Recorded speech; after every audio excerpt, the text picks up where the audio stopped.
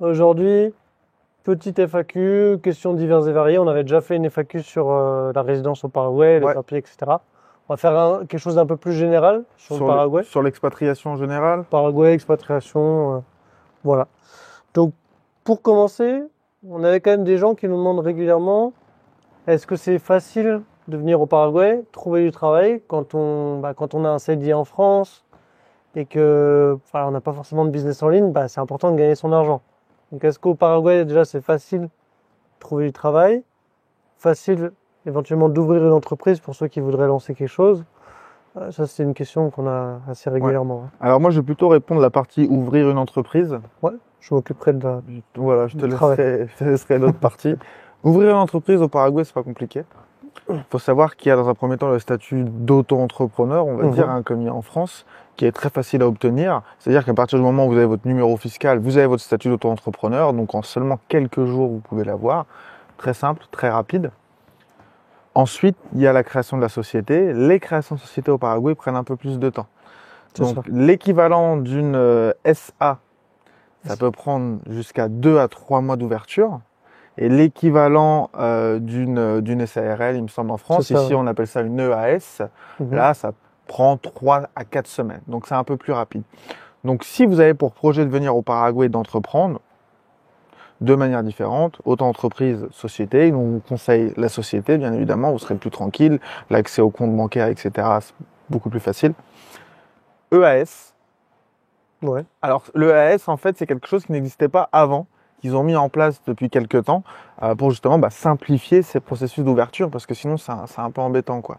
C'est vrai que Ça c'est prend un peu de temps. relativement simple au final. Ouais, Et pour revenir un peu sur le statut auto-entrepreneur, c'est vrai qu'il y a beaucoup de Paraguayens c'est plus fréquent qu'en France, on va dire, qui font des petits business sur le côté.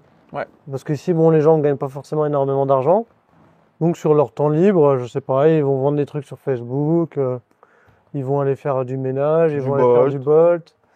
Et en fait, bah voilà, le statut entrepreneur ici, il y a énormément de Paraguayens qui ont ce petit numéro. Ouais, Et voilà. Et normalement, tu peux gagner jusque 10 000 euros par an déclarés sans payer sans payer d'impôts. d'impôt sur la rente personnelle. Ouais.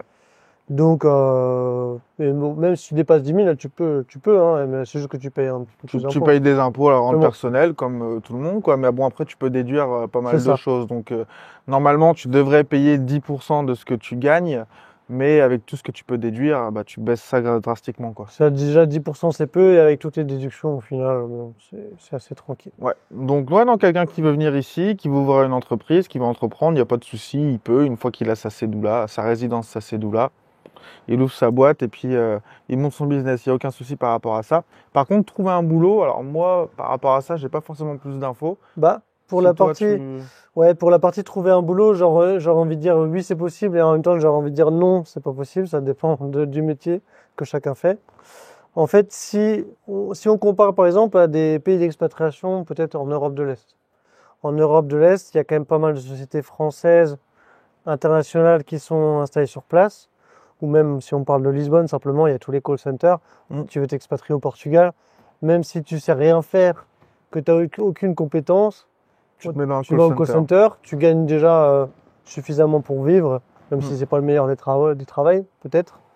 Mais enfin, j'en sais rien, j'ai jamais bossé dans un call center. Ça va Euh, pas être si fun que ça, ouais. Ça doit pas être si fun. Mais bon, c'est possible. Je sais aussi en Bulgarie, moi je connaissais des gens qui faisaient les papiers, etc. et qui t'aidaient à trouver une entreprise sur place, Ouais. que ce soit en français même ou en anglais. Donc voilà, ça c'est possible. Au Paraguay, on est quand même beaucoup plus loin. On est sur des fuseaux plus éloignés. Des entreprises françaises ici, bon, à part les gens qui ont un café, un truc comme ça, ou même notre entreprise, nous, à part ces gens-là, Il y en a pas. c'est possible de démarcher, mais il n'y a pas 150 entreprises françaises. Ouais. Enfin, si on compte toutes les entreprises françaises avec des propriétaires français, il doit y en avoir quelques centaines peut-être, mais il n'y en a pas à l'infini, quoi. C'est pas des boîtes avec beaucoup d'employés. C'est ça, et c'est pas des boîtes avec 500 employés dans chaque pays, et voilà. Et puis même si c'est des boîtes avec des employés, on va prendre l'exemple par exemple des cafés français qu'il y a ici. Bon voilà, si vous voulez bosser dans une entreprise française, c'est un café français, ça sert à rien. Oui, Vous allez être payé comme un Paraguayen en tant que non, serveur, vous allez être payé 300, 400 balles par mois, ça sert à rien. c'est ça. Enfin ça sert à rien, tout dépend de ce que vous voulez faire. Mais moi, je pense plutôt que les personnes qui cherchent un boulot ici vont être plutôt sur des profils semi-indépendants, C'est ça. agents immobiliers, C'est ça. ce genre de trucs, tu vois. Alors il y a ça, il y a tous les boulots semi-indépendants, on se débrouille, mais au final on fait un petit peu comme les Paraguayens, on trouve un moyen de faire son argent d'une manière ou d'une autre. Mm. Il y a beaucoup de gens qui se débrouillent, qui arrivent au Paraguay, au début ils savent pas forcément quoi faire, et avec le temps ils trouvent des choses. Et après il y a tous les profils, si vous voulez trouver du boulot au Paraguay, c'est quand même mieux d'être anglophone, quand même, on va pas se mentir. Ouais. Il y a des entreprises américaines, ça oui. Ouais. Des grosses, quand je dis entreprise, c'est grosses entreprises, comme on le disait justement, avec beaucoup d'employés. Ouais. Donc avec un profil anglophone, c'est possible de trouver du travail au Paraguay. Ouais. C'est peut-être pas la chose la plus simple. Moi, je conseillerais sans doute LinkedIn. Ça reste une des plateformes où c'est le plus facile de trouver en général. Ouais. Pas mal d'annonces. Donc soit ça, soit trouver des jobs en remote, peut-être dans d'autres pays éventuellement, même avec la France, l'Europe directement. Ça serait la meilleure option selon moi pour quelqu'un qui n'a pas de revenus indépendants, quoi. Ouais, non, totalement. C'est beaucoup plus intéressant soit d'entreprendre, soit d'être indépendant, soit de bosser pour une boîte à l'étranger. Mais venir ici en tant que salarié puis trouver un boulot dans une petite boîte, vous n'allez pas gagner grand-chose. C'est pas Maintenant, impossible, mais ça va être un peu difficile. voilà, Voilà. le revenu est pas très élevé. Voilà, c'est ça souvent. À part si les gens ils ont vraiment des compétences particulières, là ça peut se vendre. Oui, s'il y a des grosses compétences, si la personne parle anglais couramment, etc., il y a potentiellement C'est ça. des choses. Ouais. Donc voilà. Ensuite, je pense qu'on a fait le tour là-dessus. Ouais. La question suivante, c'était au niveau du coût de la vie. Combien ça coûte de vivre au Paraguay? Est-ce que c'est cher? Qu'est-ce qui coûte plus? Le loyer, la bouffe, les sorties? Ouais. Bon, on peut faire un petit récap de ce qu'on paye, par exemple, ou Ouais. voilà, de ce qui est un peu la norme. Mhm. On va parler des loyers, parce que c'est généralement le coût le plus important, hein, la C'est ça. dépense la plus importante. Alors, les loyers, comment ça fonctionne? Par rapport à un appartement, je vais prendre un exemple. Appartement d'une chambre, 50, 60 mètres carrés, dans le meilleur quartier de la capitale, meublé, ça va vous coûter entre 600 et 700 euros par mois. Ouais, à peu près ça. Meublé. Meublé, ouais. Dans un bel édifice avec piscine, salle de sport, etc. C'est ça. Voilà. Donc 600-700 en meublé, et donc là on parle sur la location d'un an. Sur de la location d'un an. Si tu prends la même chose en Airbnb, c'est entre 800 et 1000, on va dire, Ouais. à peu près. Voilà, voilà, c'est différent. C'est plutôt pour les gens qui sont de passage. Ouais. Non, mais c'est bien de donner toutes les Ouais. différents. Et donc, si tu prends quelque chose de non meublé, on va plutôt être entre 400 et 500. 400, 500 pour du non Ouais. meublé, ouais. C'est ça. Donc Donc voilà. c'est quand même, faut bien que les gens comprennent quand même que là, on parle d'un appartement non meublé, on va dire, à maximum 500 euros par mois, dans le meilleur quartier de la capitale du pays. Ouais, avec piscine. C'est ça qui est fou quand même. Avec toutes les espaces Voilà. communs. C'est clair. Donc c'est quand même intéressant, quoi. D'un côté, je me dis c'est cher. Mais d'un autre côté, c'est vrai que c'est pas le même standard aussi C'est pas le qu'on même peut avoir. standard. Et puis c'est cher comparé à quoi? C'est cher comparé à une petite ville de France. Ouais, mais dans ta petite ville de France, ton appartement, est-ce que tu as la piscine? Ah non, ça n'a Est-ce rien que à tu as la voir. salle de sport? Est-ce que tu as le sauna, le jacuzzi? Enfin, tu vois? C'est clair. Le gardien en bas. Il n'y a même pas de choses de ce standing en France. T'as pas. À part peut-être les résidences de luxe, mais T'en as même pas. ici c'est vraiment, ouais, c'est assez exceptionnel C'est ça qui est en intéressant, termes de quoi. standard, hein. Ouais. Ouais. Donc ça peut paraître cher, mais en réalité non, ça l'est pas tellement. Donc ça c'est la première chose, c'est le loyer. On va dire que dans le budget c'est quand même ce qui coûte le plus. Tu peux donner l'exemple d'une maison? Combien ça Exemple, coûte de louer une maison? alors les maisons c'est très variable, ça dépend. Là on me parle des meilleurs quartiers, donc on va rester sur les meilleurs quartiers. Et je ferai juste un petit aparté pour dire jusqu'où on peut descendre, on va dire. Ouais. Sur les meilleurs quartiers, une maison à partir de 6 millions, donc on va dire 750 euros, on peut trouver, mais ça va être vraiment des maisons en état pas rénové du tout, voilà, avec des murs un peu Basique, délabrés, ouais. pas ouf quoi, pas ouf. Mm. Si on commence à chercher des maisons un peu plus intéressantes, on va arriver facilement aux 1000 euros. Mais en réalité, pour avoir une vraie belle maison, on est plus sur du 1005, quoi. Une Genre voilà. genre une baraque vraiment stylée, quoi. Belle maison, 3-4 chambres, piscine, c'est 1500 balles par mois minimum. Mais c'est vraiment une baraque, là, tu vois la Mais là, baraque, par tu te contre, on dis, est waouh, vraiment, quand même, ouais, c'est vraiment bien, quoi. ouais. Donc là, on est quand même ouais, sur ce genre de standard. Après, bon, pour des gens qui sont seuls, bon, ça sert à rien de prendre une maison tout seul, hein. Euh, donc ça, c'est la première chose. Après, il y a aussi les duplex. Donc ici, ça se fait pas mal la construction de duplex. L'avantage, en fait, c'est que bah, c'est à peu près l'équivalent d'une maison. Vous avez en général 2 chambres, parfois même 3 chambres. Sauf que les espaces sont quand même plus petits. Ouais. Donc, si c'est pour un couple ou même une famille avec 2 enfants, ça sert à rien d'avoir une maison de 300 mètres carrés. Ouais. Les maisons à 1005, c'est des maisons de 300 mètres Oui, c'est carrés. des grosses baraques. Ouais. C'est des baraques vraiment stylées. En vrai, ça sert. Avec un duplex Ça à fait 3 chambres, c'est déjà suffisant. Ouais. Et donc, l'avantage du duplex, c'est que c'est déjà moins cher. Donc, même dans les beaux quartiers, tu peux trouver des duplex qui ont été faits il y a moins de 5 ans, avec un bon standard, à partir de déjà 700-800 euros. Ouais, ça va. Non meublé. Non meublé, par contre, ouais. Ça, c'est effectivement. Si tu veux un duplex meublé, tu vas déjà dépasser un peu les 1000 euros. Ouais. Donc, duplex, c'est une très bonne alternative. Tu as un peu moins d'espace, mais pour autant, c'est largement suffisant. Ouais. Et pour les gens qui veulent se faire plaisir avec une belle baraque, là, c'est plus 1500 et ça peut monter encore beaucoup plus haut. Ouais, c'est ça. Donc, ça, c'est la première chose. Donc, après, pour les gens qui ont vraiment des moyens plus faibles, pour autant, c'est possible de trouver des maisons ou des appartements beaucoup moins chers. Et là, il va falloir sortir des beaux quartiers. Voilà. Donc, plus tu te rapproches du centro historico, plus les prix vont baisser. Tu peux trouver des maisons à 200 euros par mois. Ouais, c'est ça. peux. Plus tu vas à la campagne aussi, et moins c'est cher. Hein. Moi, j'ai déjà vu des gens sur des groupes qui trouvaient des appartes à 100, 150 par mois. Ouais. Mais bon, faut pas t'attendre à un standard de malade, hein. Voilà, par contre, là, on n'est pas au standard européen. Hein. On n'est pas au standard européen.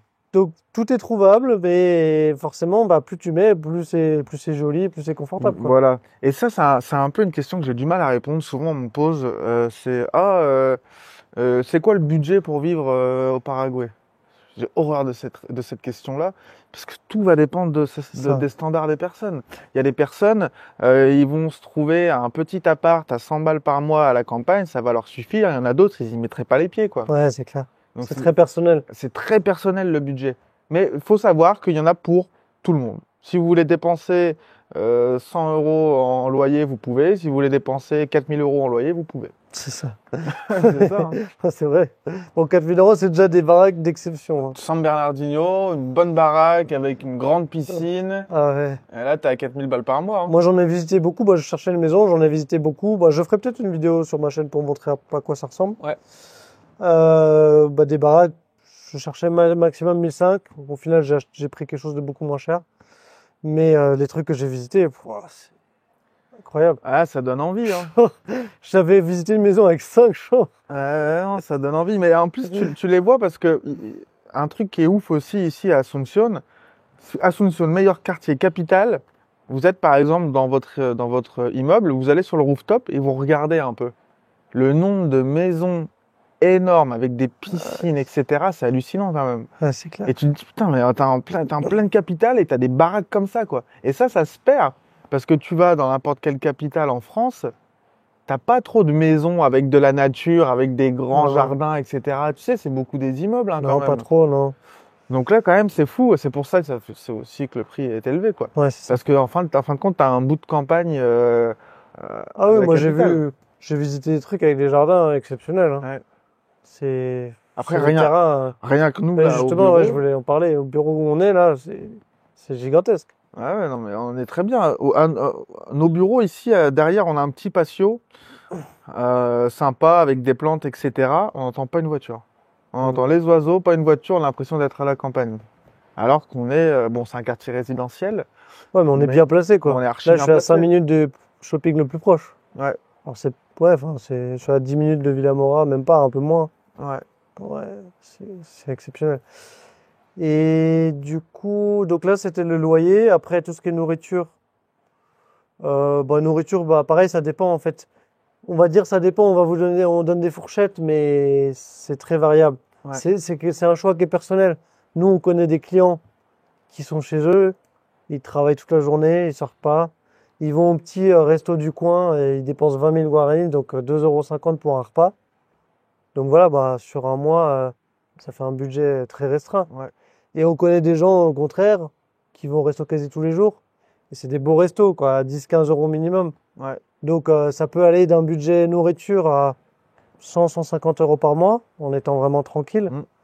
Et ça peut monter à plus de 1000 euros de nourriture par mois, ça dépend ce que tu fais. Ça dépend ce que tu fais. Encore une fois, ce qui est bien ici à Asunción, c'est que tu peux trouver des tout petits restaurants comme on a à côté, le Comedor. Combien ils vendent Je crois que c'est 20 000, c'est plat, ouais, c'est 2,50 €. Voilà, donc à côté, là, on a un Comedor pour 2,50 €, vous pouvez bouffer. Et puis vous avancez un petit peu plus vers là-bas. Par contre, c'est que des restos à 20 balles. Ouais, c'est ça. Donc c'est bien vous avez les deux, quoi. Après, supermarché, ça reste pas cher. Supermarché, pas cher. Je pense pour quelqu'un qui cuisine tout le temps chez lui, franchement, je vois difficilement dépasser 200 €. Ouais, bah moi, je cuisine quand même beaucoup chez moi. En course, je dois en avoir pour ouais, même pas 50 balles par semaine. Ouais, voilà, c'est ça. Et encore, 50 balles par semaine, sans compter la réduction cashback carte de crédit Ueno ça. de 40%. C'est ça. C'est-à-dire, tu dépenses 200 balles de course, tu récupères du coup 80 €, quoi. Ça te Ouais. divise quasiment par deux. C'est ça. C'est incroyable. Ouais. Donc du coup, pour les personnes qui viennent s'expatrier ici à Asunción, faites votre carte de crédit chez Ueno, la banque Ueno. Vous allez avoir 40% dans les supermarchés comme Super Sales, jusqu'à une limite de 100 € de cashback par mois. Et ça vous fait quand même économiser 100 € de courses tous les mois, quoi. Ouais. C'est Et pour les gens qui veulent faire la carte de crédit, donc il faut faire ces déclarations au Paraguay. Et donc, je le dis parce que je suis allé voir la banque hier et j'étais pas au courant. Il faut déclarer, faut que sur les 6 derniers mois, il y ait en moyenne 500 € de déclarés. Ça fait, enfin, c'est 4 millions de guaranis. Ouais. Donc, voilà, après tu déclares comme tu veux tous les mois, ça dépend de ce que tu fais, mais si tu déclares zéro, et ben du coup tu pourras pas avoir la carte de crédit, quoi. Ouais. Donc ça peut valoir le coup de déclarer quand même un minimum au moins pour pouvoir ouvrir ce Les compte. personnes qui vivent ici, il faut qu'ils déclarent. Ouais, c'est clair. Puisque tu as énormément d'avantages à Tu as plein déclarer. d'avantages. Déjà, bah, tu as les ouvertures de carte de crédit. Quand tu veux payer, toi, tu as acheté ta moto, tu voulais payer en plusieurs fois, bah, ils t'ont demandé tes déclarations. Ouais. Pareil, quand tu veux acheter des appartements, etc. Même quand tu veux louer un appartement. Ouais, surtout en location, même location de maison. Moi, j'ai plein de maisons, j'étais très intéressé. Et j'ai laissé tomber parce que c'était trop compliqué, j'avais pas suffisamment de déclarations, etc. Ouais. Donc, plus tu as de déclarations, plus c'est facile d'accéder aussi au logement. Ça, c'est vrai. Donc, il y a plein d'avantages à... Quand Ouais, on vit au à le Paraguay, faire. il faut déclarer un minimum, en Ouais. général. Sinon, quoi d'autre après les sorties? Ouais. Moi, je sais que j'aime bien aller souvent au cinéma. Donc, je vais à Cinémark, à Paseo La Galeria, donc c'est un des plus chers, on va dire. Je paye pour 2 personnes 12 €, quelque chose comme ça. 12 € pour deux Pour 2 personnes. personnes, ouais, sans prendre de bouffe à côté. J'y suis pas allé encore, moi, au cinéma ici. Donc, ça va, ça va. Sachant il que c'est le paraît plus cher, hein, c'est le plus cher. Ouais. Et il paraît que c'est cher maintenant en France, le cinéma. Enfin, moi, je me rappelle quand j'étais gosse, on allait au cinéma, ça coûtait pas grand-chose. Moi, c'était 4-5 € dans ma petite ville campagne. Apparemment, maintenant, c'est 20 balles, quoi. Non, c'est entre 12 et 15, quelque chose comme ouais. ça. Ouais, je crois. 12 et 15 par personne. Ouais. Ouais, ça va vite, hein. Ouais, c'est tu, comme vas, ça. tu vas au cinéma avec tes gosses, le paquet de bonbons, le truc, allez hop, hein. Ouais, c'est clair. Donc Ouais. voilà, cinéma pas très cher, sachant que là, j'ai dit le plus cher, mais il y en a d'autres qui sont à 3-4 €, je crois. Mm. Et pour autant, ils sont bien. Les cinémas petit aparté, il y a des films en sous-titré. Donc c'est en général, c'est de l'anglais sous-titré espagnol. Mm. Ça, c'est quand même bien. Et il y a aussi des films en doublé. Ça, En espagnol. Voilà. Donc si jamais vous vous posiez la question, voilà, vous Ouais. savez. Donc ça, c'est cinéma. Après, les Bah, ceux cocktails, boire un cocktail. Ouais, dans un voilà, bar. c'est ce que Toi, j'allais dire. toi, tu diras pour les bières, parce que moi, je bois pas de bière. Moi, je suis expert en cocktail. Un Bah, cock- ceux qui aiment bien boire un coup, c'est pas cher, quoi. C'est ça. Cocktail, on démarre à partir de 30 000 guaranis, donc on va dire 4 €. Ah ouais, c'est ça, un Ouais. peu moins. Et les cocktails vraiment les plus chers, ça va rarement dépasser 5-6 €, quoi. Ouais, c'est ça. Puis les bières, ça coûte que dalle, hein. Ah, mais voyons. J'ai plus les prix en tête, mais ouais, vous achetez votre pinte de bière, ça va vous coûter 1,50 €, peut-être 2 € max. Ouais, c'est ça. Ouais, donc, Non, l'alcool ici est pas cher du tout. D'ailleurs, on a un client qui a un bar en France ah oui. et qui nous avait dit, il a été voir le prix des bouteilles d'alcool. Il dit, c'est pas possible. Ah oui, tu vas au Fortis, moi j'avais acheté du rhum là-bas, 2 € la bouteille de rhum. Ouais. C'est incroyable. Bah, il n'y a pas beaucoup de taxes sur l'alcool, j'ai l'impression, ici, hein. Ouais, non. En plus, tu as pas mal de producteurs autour, donc j'imagine que ça facilite un peu Ouais. les choses aussi. Donc voilà, bon après cinéma, il y a quoi d'autre comme sortie cinéma, bar, je sais pas, moi je sors Bon, pas après, beaucoup. ouais, puis on n'est pas les mieux placés pour parler des sorties, je pense. Mais oui, après, moi, les clubs, je suis pas allé dans les boîtes et tout, donc je sais Ouais. pas trop comment ça se passe Et je ici. crois que sur Carmelitas, donc c'est l'endroit où il y a toutes les boîtes, Ouais, il y a ça. Moi j'étais allé une fois au Kingfish, c'est un des trucs connus, machin, et il paraît que bon, ça n'a pas forcément bonne réputation, ça dépend à qui tu demandes. ok, L'entrée parfois c'est quand même cher, ils font payer que les mecs. ouais, Et je crois que c'est que 5 ou 10 balles l'entrée quand même, tu vois. Donc ils y vont, mais ils savent qu'il y a beaucoup d'expats qui vont là-bas aussi. Donc ouais. Ouais, après 5 ou 10 balles, non, ça va, pour le mais Paraguay, c'est cher, quoi, on va pour dire. le Paraguay, c'est beaucoup déjà, tu vois. Ouais. Mais non, sinon, bah voilà. Ouais, non, mais On surtout, invitera bah, peut-être un fêtard sur le ouais, podcast voilà, qui nous fera un petit débrief, combien ça c'est coûte. ça.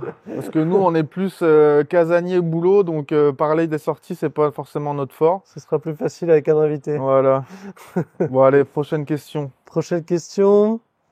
Est-ce que le Paraguay, c'est un pays sûr pour vivre? C'est une question qui inquiète beaucoup, bah, notamment les Ouais. retraités, et même les gens normaux, hein, mais surtout les retraités en général. Ouais. Bon, voilà, moi, je dirais que oui, c'est très sûr le Paraguay. C'est plus sûr que la France. Et franchement, je me suis jamais senti en insécurité. Pas plus sûr que la France.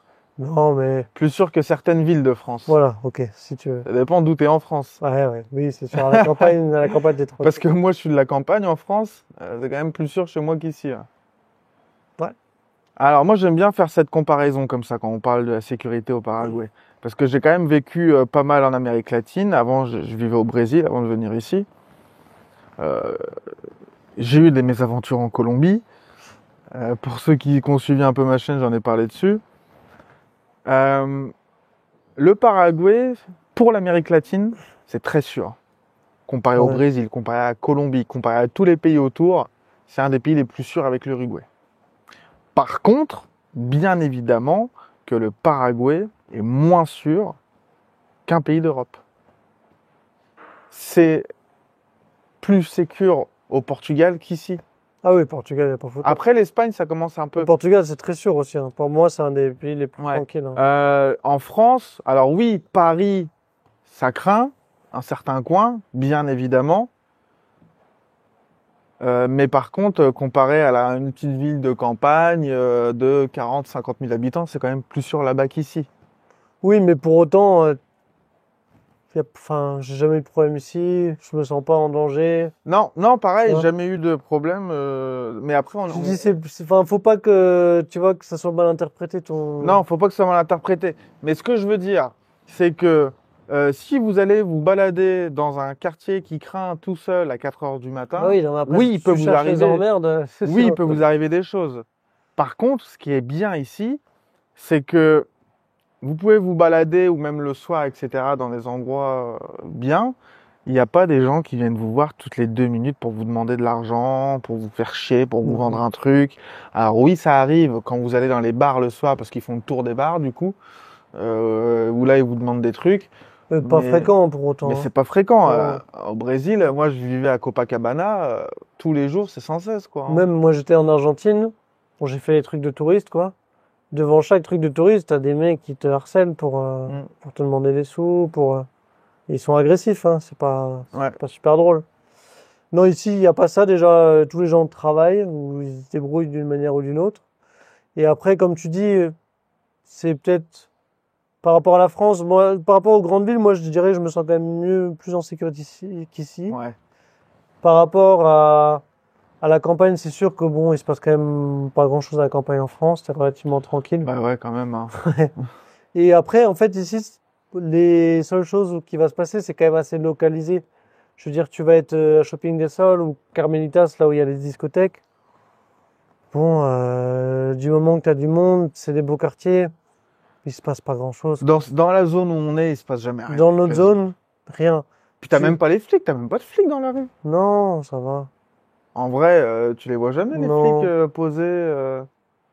Alors, t'as des gardes devant certains endroits, etc. Ouais, Mais non, après, t'as pas de flic, mais c'est parce qu'il n'y a pas besoin, en fait. ouais, Après, c'est sûr, oui, comme tu disais, tu vas dans le quartier qui a mal réputation, et tu te balades à 3 heures du mat et ça se voit que t'es un étranger perdu avec ton téléphone comme ça. ouais, voilà. Bon, faut Ça pas- reste du bon sens paysan, mais pour les personnes qui ont l'habitude de voyager, quoi.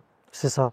C'est ça. Et bon, après, oui, il peut toujours se passer quelque chose, mais même en France, hein. Bah, oui, voilà, même en France. Mais bon, Et pour si on qu'on- regarde le taux de criminalité, les indices, je sais pas si tu les as déjà regardés un petit peu. oui, j'avais déjà regardé une fois, j'avais fait une vidéo là-dessus, mais c'était pas les indices officiels, c'est Alors, un peu un truc coopératif, donc ouais. c'est à prendre Alors, il y avec a des plein pincettes, d'indices quoi. différents, donc je sais pas comment il s'appelle celui que j'avais vu, mais je crois que la France était à 1,5, celui que j'avais regardé, et le Paraguay était à 4. Et des pays comme la Colombie, on était genre à 20, tu vois. Ouais, Donc, c'est un peu plus qu'en France, mais pas beaucoup. Et sachant que les indices de criminalité, ça prend beaucoup en compte tout ce qui est drogue, en fait. ouais. Et il y a des problèmes de drogue au Paraguay, mais ça va être plus sur la frontière avec le Brésil. Euh, comment San ça s'appelle? Pedro San Juan, Pedro Juan Caballero, je ouais, crois un que ça truc s'appelle. comme ça. Pedro Juan Caballero, ouais, il me semble. Ciudad este aussi, il y a certains quartiers pas recommandables. Ouais, Donc, c'est ça qui fait monter les statistiques. Mais sinon, on est vraiment sur des stats qui sont basses, hein, ouais. sur Mono. Ouais, non, totalement, ouais. Non, je suis d'accord. Donc, voilà, pas d'inquiétude majeure. Ouais. Ah oui, non, mais comparé à ces pays voisins, rien à voir, hein. Donc, on est bon sur Ouais. la sécu. Donc, ensuite, quels sont les meilleurs endroits pour vivre au Paraguay? Alors, les meilleurs endroits, on part. Ah, ok, alors. On va commencer par Asunción et après Ouais. on Bon, va- déjà, on va parler d'Asunción, parce qu'il faut savoir quand même que la majorité des choses se passent à Asunción, à la capitale ici au Paraguay. Donc, dans Asunción, il va y avoir 4-5 quartiers qui sont très agréables pour vivre. On va avoir Las Lomas. Mhm, Donc, Las Lomas, c'est plutôt pour les personnes qui veulent être juste à côté des gros shopping malls. c'est ça. Shopping del Sol, Paseo de la Galeria. Dans le même style à Villamora, Recoleta. Bah, j'allais venir. Pour l'instant, Las Lomas. Parce que là, on est vraiment à côté des deux shoppings. Mhm. Après, on va avoir les quartiers comme, par exemple, Los Laureles, où nous, on a nos bureaux, où là, c'est un quartier beaucoup plus résidentiel. Très tranquille. Tranquille, plutôt maison, famille, Plutôt, il y etc. a pas beaucoup d'immeubles ici. C'est Ouais. surtout des maisons. Ensuite, on va avoir Recoleta. Recoleta, c'est un peu un mélange des deux. Parce que vous allez dans les parties basses de Recoleta, où c'est très résidentiel, très maison, et vous avez la partie haute de Recoleta, où on arrive près du shopping Mariscal, où là, il y a un peu plus de bars, de restaurants, un peu plus d'activités. Il y a beaucoup, ça construit énormément. Cette Et ça zone-là, c'est une des construit. zones qui construit le plus. Et ça construit énormément. Ensuite, on passe au-dessus de Recoleta et on arrive à Villamora. Villamora, c'est le quartier, on va dire, un peu huppé, comment on peut dire ça? Oui, c'est tendance. C'est tendance, quoi. Si tu as entendu parler d'un quartier à Asunción, c'est Villamora. C'est Villamora, quoi. C'est le quartier tendance avec des beaux restaurants. Il y a Carmelitas, l'endroit où les gens vont les week-ends pour aller boire un coup, C'est pour ça. sortir, où il y a les boîtes de nuit, etc. Et souvent aussi, les gens pensent qu'ils sont à Villamora, mais en réalité, c'est Recoleta. Ouais. C'est juste un petit détail, mais. C'est ça. Parce qu'il y a Donc, des immeubles qui s'appellent Villamora, mais qui sont en réalité à Recoleta. Je sais pas pourquoi. ouais. Ouais, non, mais c'est vrai. Et après, on a Ikuasati. Ikuasati, qui est en dessous de Paseo La Galeria, le shopping, Mhm. et qui est au-dessus de Los Laureles. Donc là, moi, j'aime bien ce quartier-là, c'est un de mes quartiers préférés. Bah, c'est là qu'on avait. C'est là où j'habite, c'est là où Matt habitait avant. Ouais. Pourquoi? Parce qu'on est à côté des shopping centers, mais en même temps, on a un peu cette vibes Paraguay un peu, tu Ouais. sais, avec les petits shopping, les petits shops un peu. À côté de chez nous, il y a un armurier, et tu le vois, il est en train de nettoyer les fusils à pompe comme ça, normal. T'as le petit truc où les gens vont boire leur coup le soir. À chaque fois, t'en as deux, trois qui sont pétés. Enfin, tu vois, l'ambiance un peu Paraguay, quoi. Ouais, et tu dis. Enfin, c'est Paraguay, mais c'est pas Paraguay dangereux, comme on dit. Ouais, pas Voilà. du tout. C'est Paraguay à la cool, quoi. C'est ça. Donc, ouais, t'as le côté à la fois, t'as l'immeuble où on était, enfin, où moi j'étais, toi t'es, qui est super moderne, etc. Mm. Et pour autant, il y a ce côté un peu authentique Paraguay. Ouais. Ça, c'est sympa. Et ça, c'est vraiment bien. Ok. Côté authentique Paraguay que t'as pas à Villamora. Alors, Villamora, c'est vraiment, t'as l'impression, C'est un t'as peu. que des expats, quoi. Ouais, ouais. C'est C'est un peu. c'est, des riches Paraguayens ou des expats, quoi. Ouais. C'est pas le vrai Paraguay. Si tu vas, ouais, c'est différent, quoi. Donc ça, c'est les quartiers les mieux. Après, il y a Mburucuya aussi. Mbulukuya qui est super Moi, aussi. j'habite, bon, c'est pas exactement Mburucuya, mais c'est à côté, là. Ouais. Ah, c'est Euh, très, très, très résidentiel. Très résident, c'est un peu équivalent de Los Laureles, je dirais. Ouais. Très sympa. C'est un super bon quartier en vrai. Et après, alors pour terminer aussi, il y a Barrio Jara, qui est un peu plus à mi-distance entre le centre exécutif et le centre historique. Mm. L'avantage de Barrio Jara, c'est que c'est également très résidentiel et que il y a les écoles américaines, françaises autour. Donc pour les familles, Jara, Mm. je recommande. Et il y a aussi Las Et Mercedes Las Mercedes aussi. dans le même style, Mm. qui construit beaucoup également. Voilà. Ça, c'est le cœur hein, des meilleurs quartiers pour nous Ouais. aujourd'hui, si vous voulez vous installer, quoi. Pour avoir des expats. C'est ça. Ensuite, quand on sort d'Ascension, il y a plein de choses aussi, pour autant. Je sais qu'il y a beaucoup de gens qui nous disent qu'ils adorent Encarnacion, que c'est une vibe totalement différente, encore plus relax, etc. Il paraît qu'en hiver, c'est quand même, ça bouge pas tant que ça, mais C'est un peu mort l'hiver, ouais. en été, il y a de l'activité quand même. Parce que, ouais, il y a la rivière qui est quand même très large. Donc, t'as l'impression d'être quand même presque sur une plage, quoi. Bah, il y a des plages, hein. Oui, bon, c'est pas comme la mer non plus, mais ça donne un peu une impression comme ça. Ouais. Donc, Encarnacion. Pour les personnes qui ont envie d'être dans une ville un peu plus petite, un peu ambiance balnéaire, avec quelques plages. C'est ça. Après, il y a énormément de petites villes au Paraguay. Moi, je conseille à tous les gens qui viennent me demander, je leur conseille de prendre une voiture ou une voiture, faire un tour, visiter ce qui leur plaît, parce que on pourrait pas toutes les citer tellement il y en a. On Et ne pourrait pas toutes les citer. On va quand même en citer deux, on peut en citer, ouais. comme San Bernardino et Aregua. Pourquoi on les cite? Parce que bah, c'est quand même là où les personnes vont le week-end pour se relaxer. Les personnes d'Asunción, généralement, ils ont soit une maison là-bas, ou soit ils louent une maison le week-end pour toute la famille. Et on est sur deux villes qui sont autour d'un gros lac, le lac Ipacaray. Et c'est un peu ambiance campagne, on va dire, à seulement une heure d'Asunción. C'est Et ça. t'as des gens qui en fait, t'as plus de gens. Alors moi, je croyais que personne vivait là-bas. Mais en fait, j'ai rencontré plein d'expats qui vivent là-bas à Ouais, l'année, oui. en fait. Et en fait, Samber, bon alors Samber c'est très cher, mais quand tu remontes derrière San Bernardino, t'as plein de villes, t'as Altos, t'as Loma Grande, Mm. Nueva Colombia, Emboscada, et là c'est des villes, alors il y a énormément d'expats. C'est pas des villes. Oui, c'est des Là, patelins, parce que quoi. là, t'es vraiment à la campagne, hein. Oui, là c'est Ouais. la campagne, mais c'est Ouais. pas loin de Samber, donc au final à Samber t'as tout. Ouais. C'est un bon compromis, il y a beaucoup d'expats allemands dans toutes ces villes-là, sur toute cette partie derrière le lac, Ouais. et des Français aussi, et enfin toutes les nationalités en soi. C'est ça. Et puis après, t'as Ciudad del Este pour ceux qui veulent faire du business. Ciudad del Este, moi je recommande pas pour vivre, parce que Non. tous les gens on a eu beaucoup de C'est retours, business, c'est assez import-export, c'est... les gens n'aiment pas trop en général Ciudad del Ouais. Este. Si tu veux faire du business, c'est excellent, Pour faire du business, c'est super. c'est excellent. Et après, ouais, comme je disais tout à l'heure, t'as plein de villes, mais il faut découvrir par soi-même. Près d'Asunción, t'as Paraguari, Piribebui, t'en as plein. Ouais. Et en fait, elles ont toutes un peu du charme, elles ont toutes des choses différentes. Ouais. Moi, je suis passé à Piribebui l'autre jour. Putain, c'est super beau, hein, honnêtement. Ouais. Je sais pas, il y avait un truc. Ouais. J'ai bien aimé. Faut que j'aille y faire un tour. Et après, il y a aussi des bleds encore plus paumés. Alors là, pareil, il faut chercher. Je sais que Pilar. il y a il y a des bleds vraiment où il y a personne, mais il y a des gens qui s'installent. Et du coup, ça commence à se développer. Ouais. Donc voilà, faut rencontrer les gens, faut parler. Ouais. Ça dépend des projets. Quelqu'un qui veut des hectares, plein d'hectares pour pas cher, bah il va se mettre plus à la campagne aussi, C'est ça. c'est sûr. Bon, Voilà. nickel. Ben écoute, Est-ce qu'on a après une dernière question? dernière question, ouais. Sur les avantages fiscaux du Paraguay ou Ouais, on peut en Ouais, parler. on peut en parler Avantages rapidement. fiscaux du Paraguay. Ouais, alors on va en parler vite fait. Alors, les avantages fiscaux du Paraguay. Il y a principalement deux avantages. Premièrement, pour les personnes qui ont une entreprise en ligne.